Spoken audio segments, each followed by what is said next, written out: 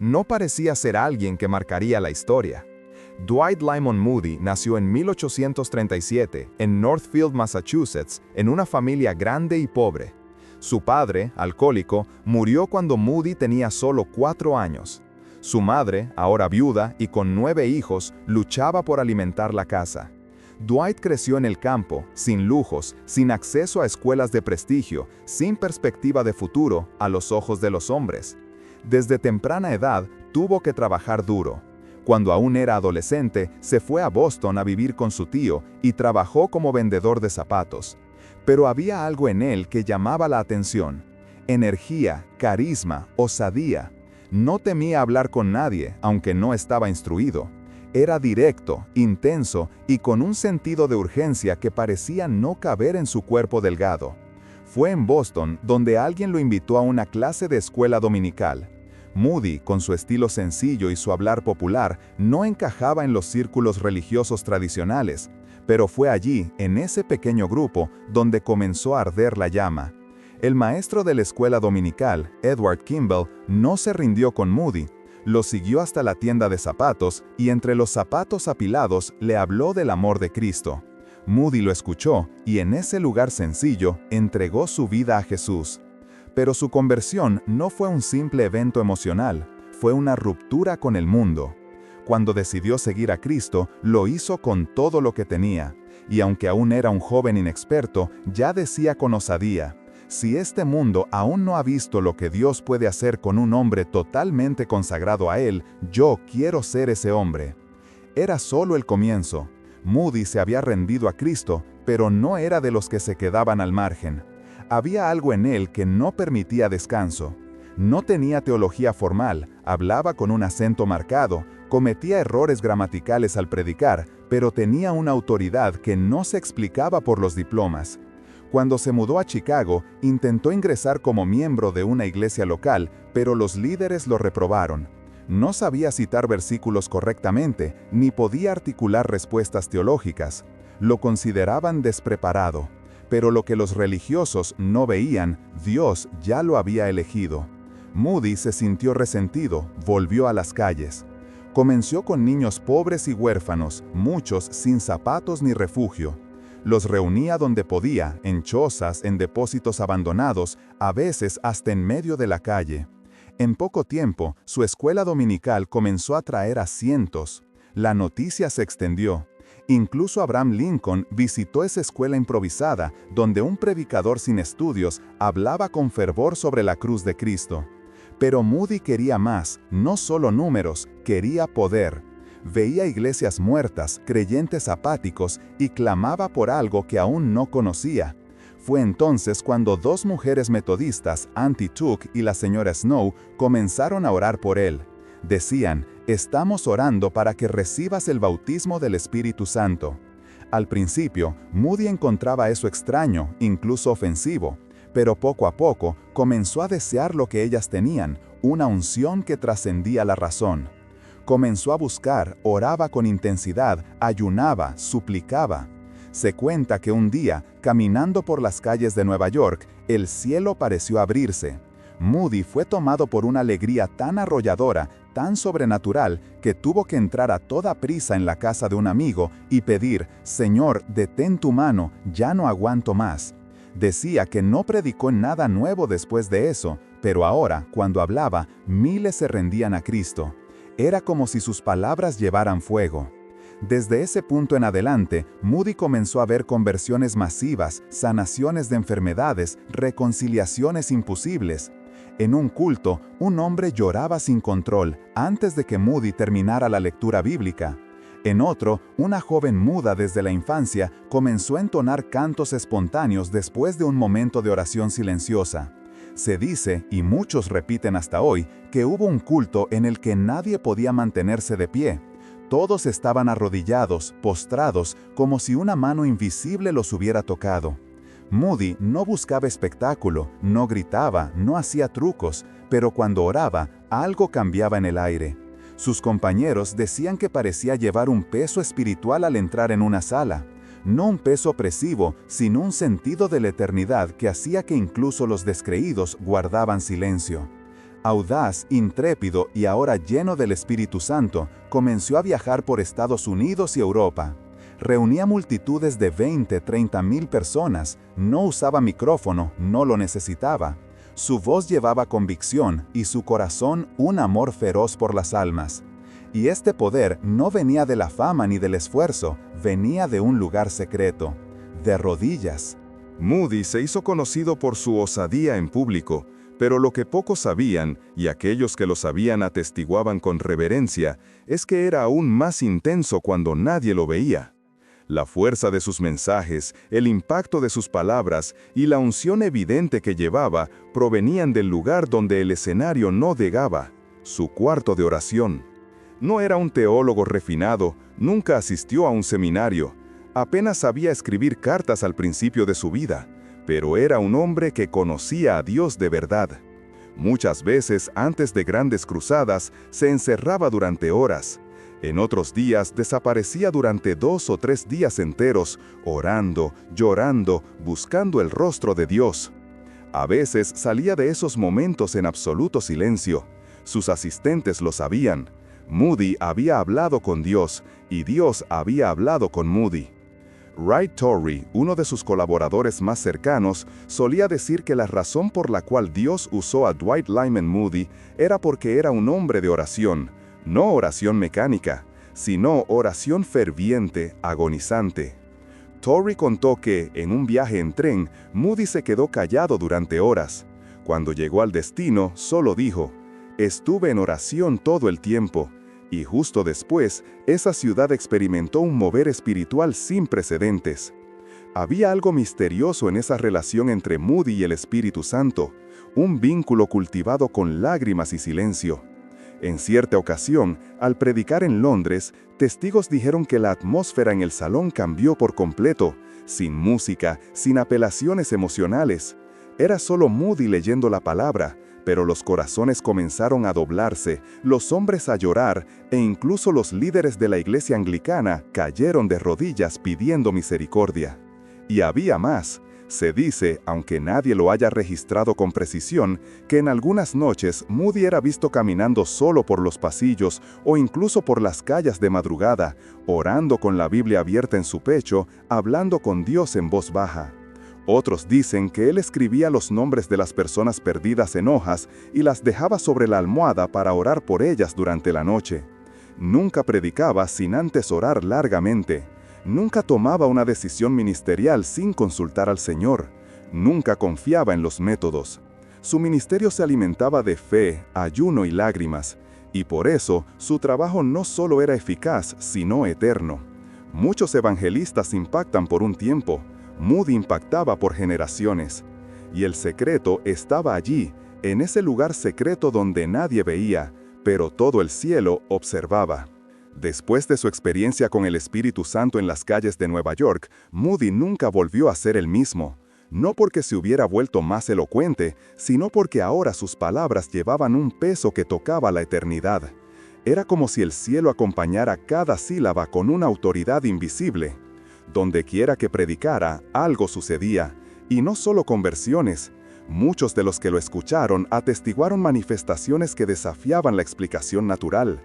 En una de las cruzadas, una señora ciega desde la infancia afirmó que durante un momento de oración silenciosa, algo como una luz interior iluminó su mente, y al abrir los ojos vio sombras por primera vez. Nadie pudo explicarlo. Moody solo decía, «Gloria a Dios, Él hace lo que quiere». También estaba el caso de un joven que sufría de crisis violentas.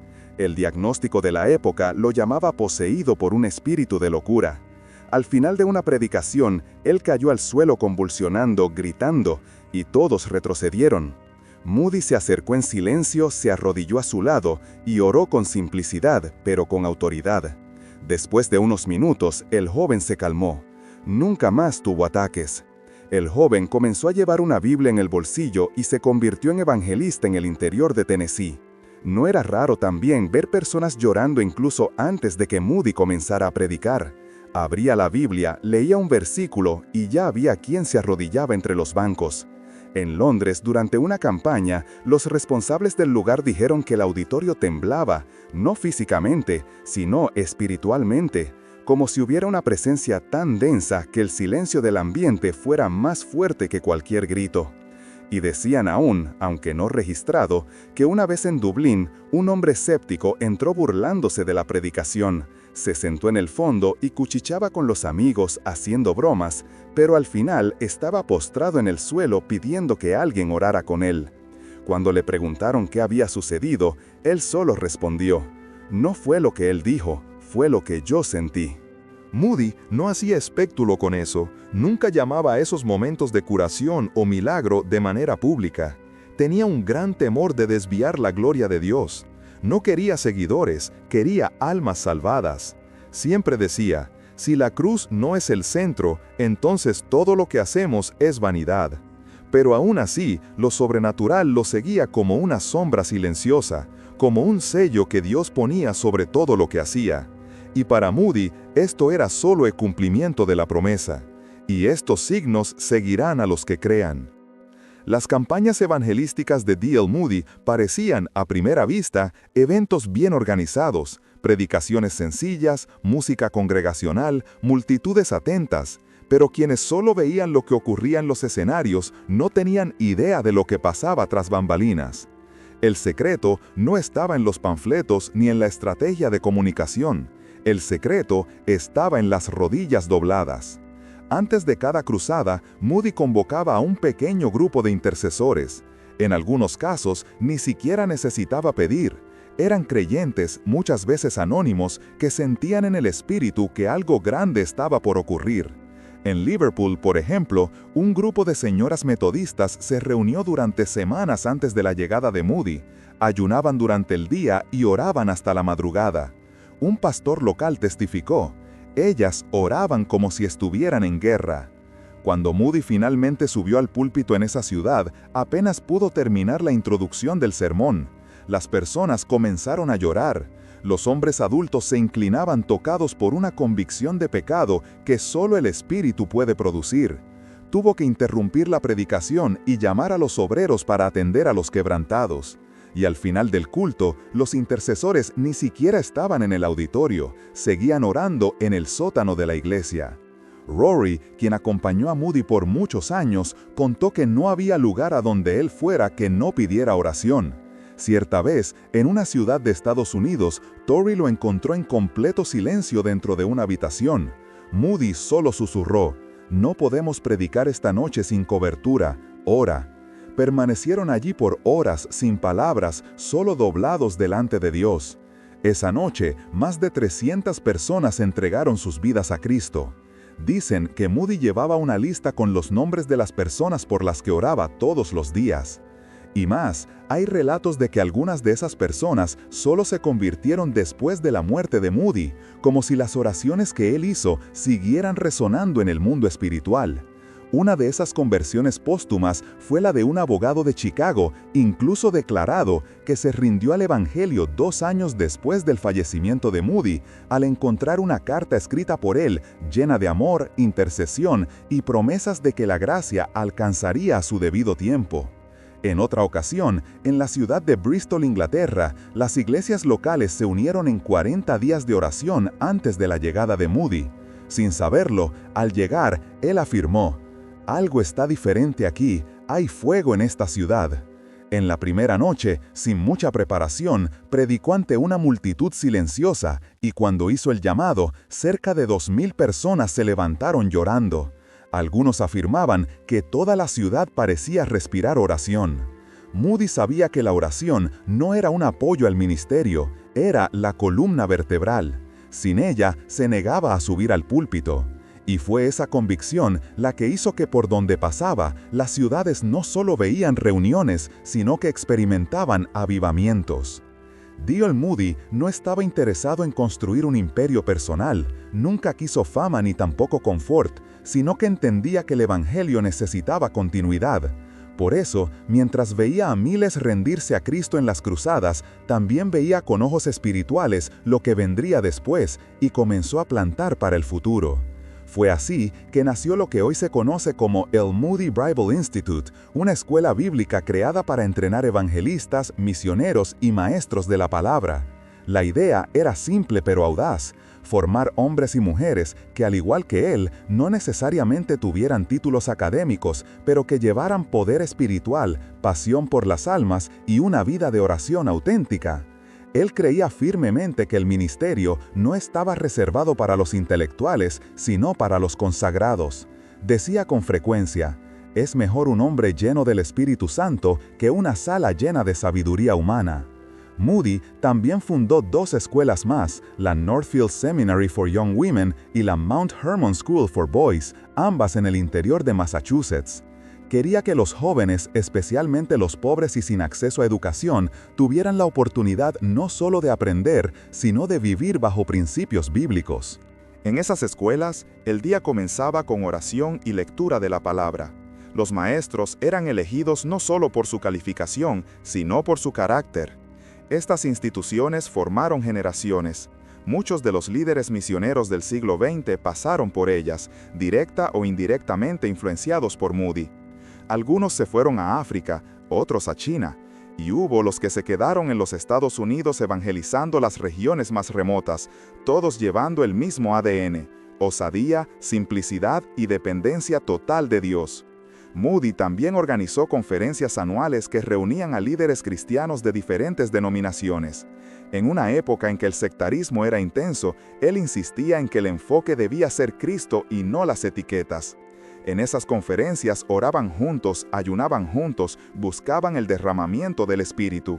Y muchos allí fueron despertados para ministerios que transformarían naciones.